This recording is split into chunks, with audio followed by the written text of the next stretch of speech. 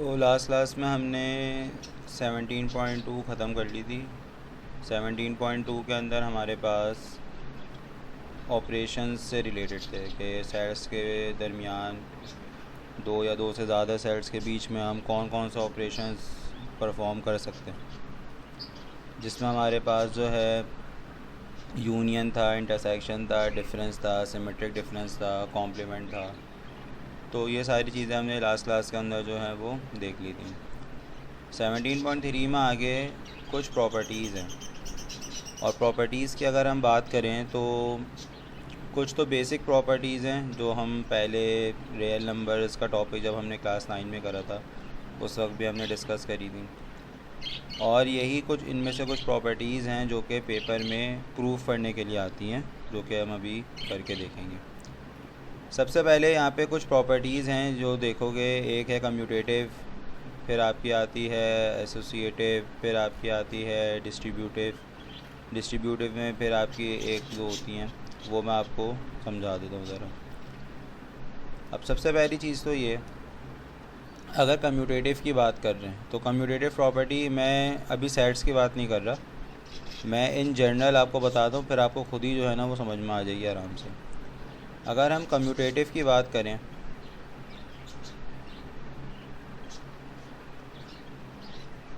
Commutative property क्या कहती है भाई, कि अगर नॉर्मल मैं नंबर्स की फॉर्म में लूँ कि अगर मैंने 2 में 3 को ऐड करवाया तो ये बराबर होगा 3 + 2 के। ये आपकी कम्यूटेटिव प्रॉपर्टी कहलाती है। ठीक है, मतलब मैं 2 में 3 ऐड कराऊँ या 3 में 2 ऐड कराऊँ तो आंसर मेरा बराबर ही आएगा। तो ये हमारी कहलाती है कम्यूटेटिव प्रॉपर्टी। ठीक है, अब ये कम्यूटेटिव प्रॉपर्टी मल्टीप्लिकेशन के लिए भी हो सकती है, मैंने एडिशन की फॉर्म में लिखी है। ये प्रॉपर्टी अगर मैं मल्टीप्लिकेशन के पॉइंट ऑफ व्यू से बात करूँ तो ये इस तरीके से हो जाएगी, 2 × 3 बराबर है 3 × 2 के। ठीक है, अब अगर मैं इसी चीज़ को सेट्स के पॉइंट ऑफ व्यू से बताऊँ तो सेट में आपके पास बोला हुआ है कम्यूटेटिव प्रॉपर्टी ऑफ यूनियन और कम्यूटेटिव प्रॉपर्टी ऑफ इंटरसेक्शन। तो इसमें क्या होगा कि मैं दो सेट लिए, दो सेट का मैंने यूनियन लिया, ये बराबर होगा बी यूनियन ए के। आई बात समझ में? मतलब मैं ए यूनियन बी करूं या मैं बी यूनियन ए करूं, आंसर मेरा बराबर आएगा। तो ये कम्यूटेटिव प्रॉपर्टी ऑफ यूनियन हो गई। सिमिलरली इंटरसेक्शन होगा आपका कि मैं ए इंटरसेक्शन बी करूं या बी इंटरसेक्शन ए करूं, तो दोनों केसेस के अंदर जो दोनों साइड्स में कॉमन है वही मेरा आंसर आएगा। ठीक है, तो ये कम्यूटेटिव प्रॉपर्टी ऑफ इंटरसेक्शन कहलाती है। इसी तरीके से अगर हम बात करें एसोसिएटिव प्रॉपर्टी की, तो एसोसिएटिव प्रॉपर्टी के अंदर बस काम पूरा यही है, लेकिन यहाँ पे दो साइड्स के बजाय या दो नंबर्स के बजाय 3 नंबर्स की बात करते हैं। लाइक इस तरीके से कि मैंने 3 नंबर ले लिए, 2, 3 और 4। तो मैंने लिया कि भाई 2 + 3 + 4 बराबर होगा 2 + 3, या इस तरीके से नहीं बल्कि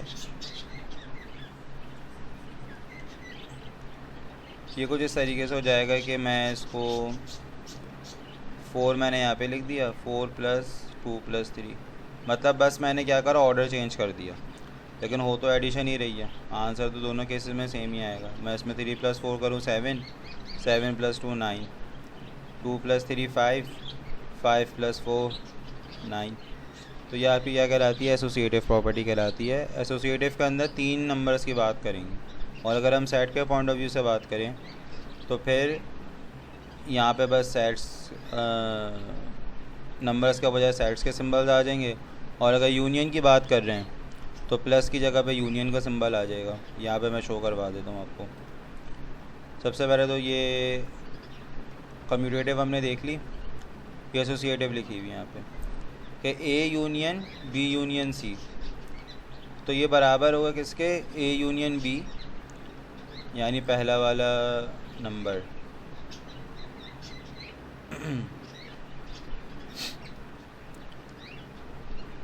जैसे हमने यहाँ पे लिखा, मैंने बस इसको ब्रैकेट मैंने बाद में लिखा, इसमें ब्रैकेट पहले लिखा हुआ है।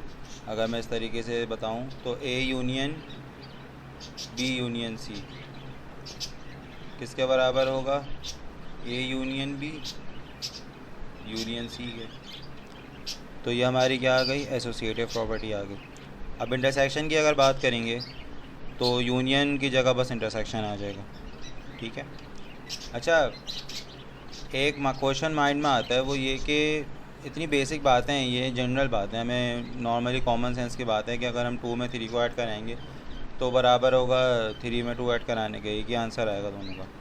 तो फिर ये अलग से पढ़ने की क्या ज़रूरत है? तो प्रॉपर्टीज़ जो होती है ना, वो आपकी आगे सिंप्लीफिकेशन के अंदर काम आती हैं। तो ये मतलब इस कह सकते हैं कि ये फजूल नहीं है कि बिल्कुल कॉमन सेंस की बात है तो अलग से क्यों पढ़ रहे हैं। तो आगे जब हम सिंप्लीफिकेशन वगैरह कर रहे होते हैं तो ये प्रॉपर्टीज़ उसके अंदर जो है वो अक्सर आपके पास काम में आती हैं, मतलब आपका काम आसान हो जाता है थोड़ा सा, ठीक है। अच्छा जी, उसके बाद अगर हम आगे चलें तो एसोसिएटिव प्रॉपर्टी ऑफ इंटरसेक्शन मैंने बता दिया। उसके बाद है हमारे पास डिस्ट्रीब्यूटिव प्रॉपर्टी। डिस्ट्रीब्यूटिव प्रॉपर्टी के अंदर आपने एक चीज़ याद रखनी होती है कि डिस्ट्रीब्यूटिव के अंदर 2 ऑपरेशंस की जो है वो एक साथ बात करते हैं। मतलब जैसे यूनियन, अभी तक हमने जो एसोसिएटिव में पढ़ा उसके अंदर या तो यूनियन हो रहा था या तो इंटरसेक्शन हो रहा था। अब इसके अंदर आपके पास डिस्ट्रीब्यूटिव के अंदर यूनियन और इंटरसेक्शन दोनों साथ हो रहे होंगे। डिस्ट्रीब्यूटिव के अंदर 2 ऑपरेशन जो है वो एक साथ परफॉर्म हो रहे होते हैं। जैसा कि यहाँ पे लिखा हुआ है A union B intersection C, और ये बराबर है A union B intersection A union C के। ये कहलाती है आपकी distributive property of union over intersection. मतलब शुरू में देखो ए के बाद क्या आ रहा है? सबसे पहले यूनियन आ रहा है, ठीक है। तो इस पॉइंट ऑफ व्यू से याद रख सकते हो कि ये यूनियन ओवर इंटरसेक्शन है। अगर इंटरसेक्शन ओवर यूनियन की बात करेंगे तो यहाँ इंटरसेक्शन आ जाएगा, ब्रैकेट के अंदर आपका जो है वो यूनियन आ जाएगा, और फिर जब इस साइड पर आएंगे हम राइट साइड पे तो दोनों ब्रैकेट के अंदर आपका इंटरसेक्शन लिखा हुआ होगा, बीच में जो है वो यूनियन लिखा हुआ होगा, ठीक है। तो ये 3 बेसिक प्रॉपर्टीज़ थी जो मैंने भी समझाई। इसके अंदर अगर कोई प्रॉब्लम है, कोई मसला है तो वो माइक अनम्यूट करके पूछ सकते हो।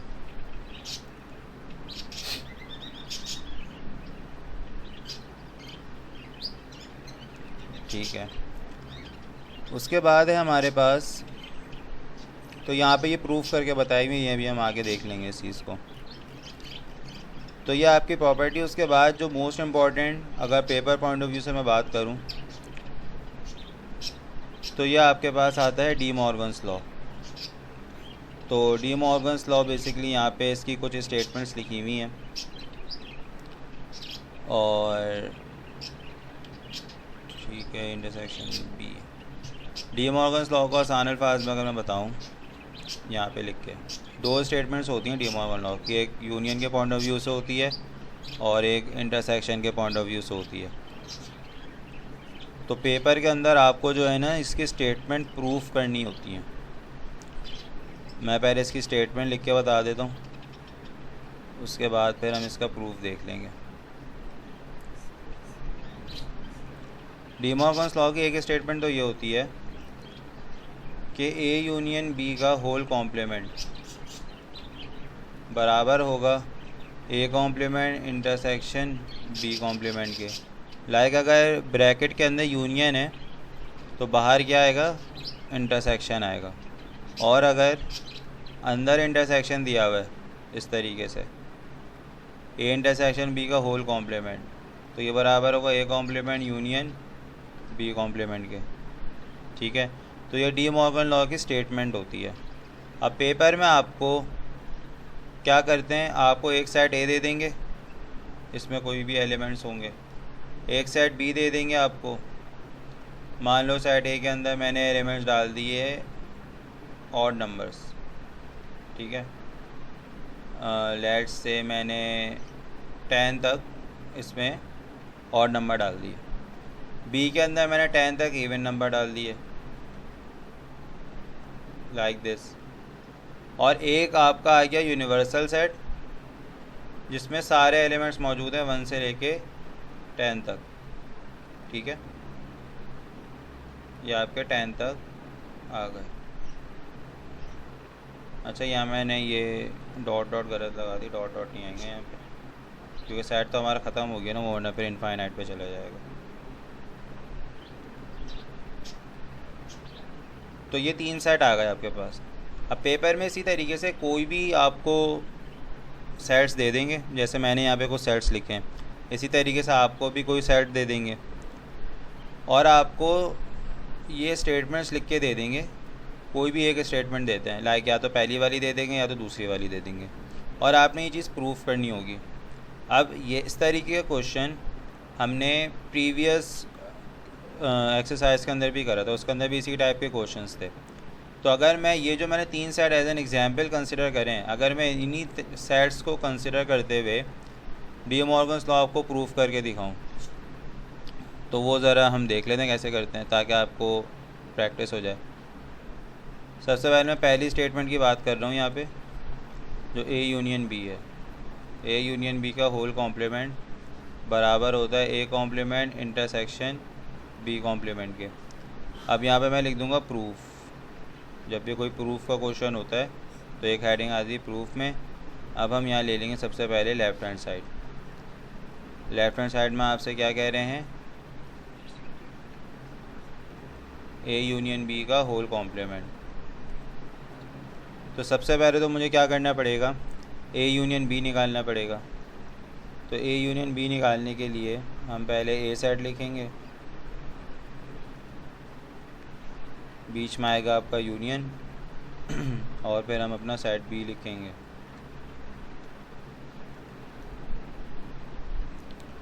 अब इन दोनों का यूनियन लिखेंगे तो ये आपके पूरा 1 से लेकर 10 तक सीधे सीधे नंबर आ जाएंगे, क्योंकि पहले वाले में ऑड नंबर्स मौजूद हैं, दूसरे वाले में इवन नंबर्स मौजूद हैं। तो पूरा इस तरीके से आपका यूनियन आ जाएगा। दोनों सेट को मैंने कर दिया कंबाइन। अब हमने क्या करना है, इसका कॉम्प्लीमेंट लेना है। ठीक है, तो ए यूनियन बी का होल कॉम्प्लीमेंट कैसे लेंगे कि भाई यूनिवर्सल सेट में से हम माइनस करवा देंगे ए यूनियन बी को। तो यहाँ पर आपका पूरा यूनिवर्सल सेट आ जाएगा, और ए यूनियन बी भी बेसिकली उसी के बराबर ही है, तो ये भी इसी तरीके से आ जाएगा। अब सारे एलिमेंट्स ही कट हो जाएंगे, हमने माइनस करवाने, तो जो कॉमन एलिमेंट्स होते हैं वो हम कट कर देते हैं।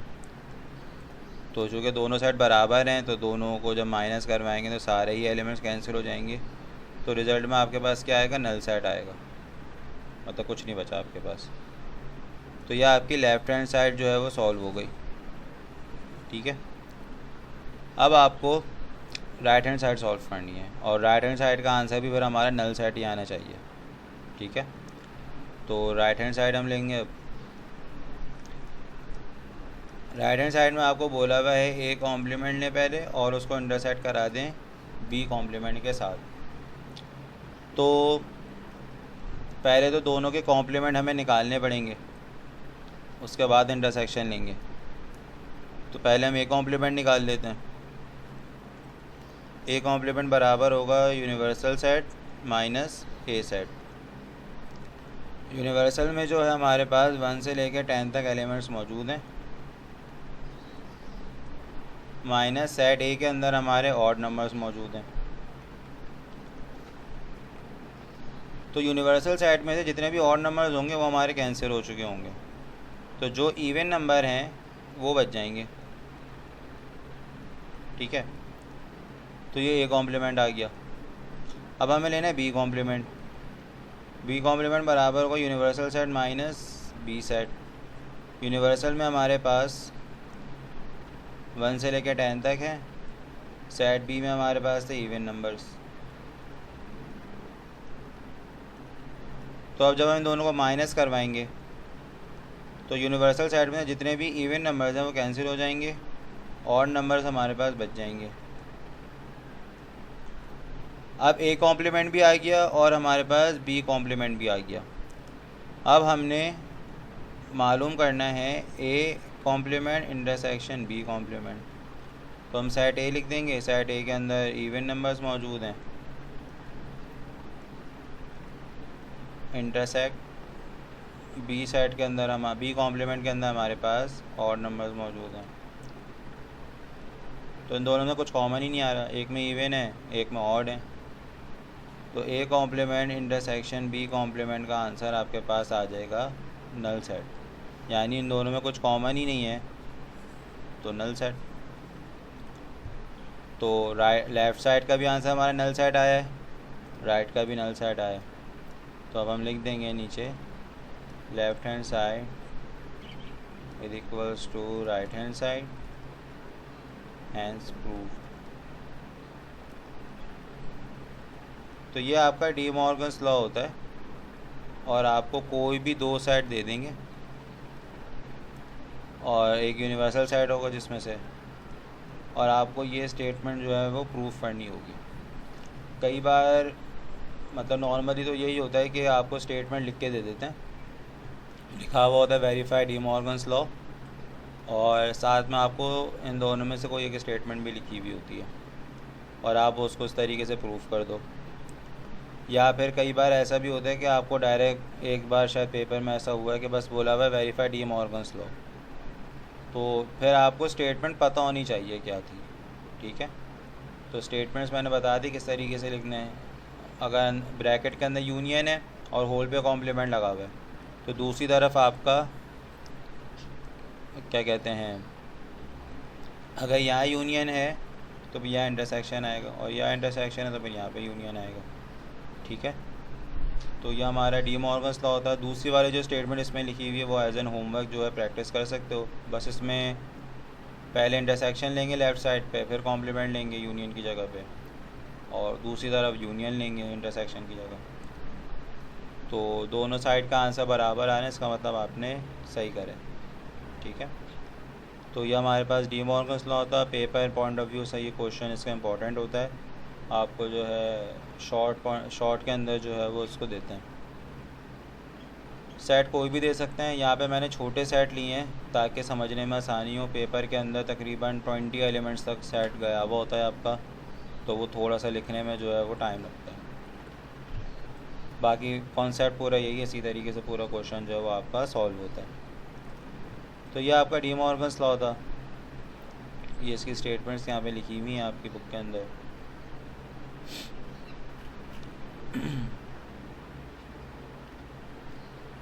तो यहाँ पर अब इन्होंने अलग अलग एग्जाम्पल लेके कम्यूटेटिव प्रॉपर्टी और ये सारी जो हमने पहले प्रॉपर्टी डिस्कस करी थी वो उन्होंने प्रूफ करी हुई है। इसके ऊपर मैं ज़्यादा टाइम इस वजह से नहीं लगा रहा क्योंकि इससे सिमिलर क्वेश्चंस हमने प्रीवियस क्लास में करे हैं। बस आपको जो ऑपरेशन बोला हुआ है वो आपने करना है, दोनों साइड को इक्वल लेकर आना है। तो ये 17.2 के कुछ कॉन्सेप्ट 17.3 के कुछ कॉन्सेप्ट्स थे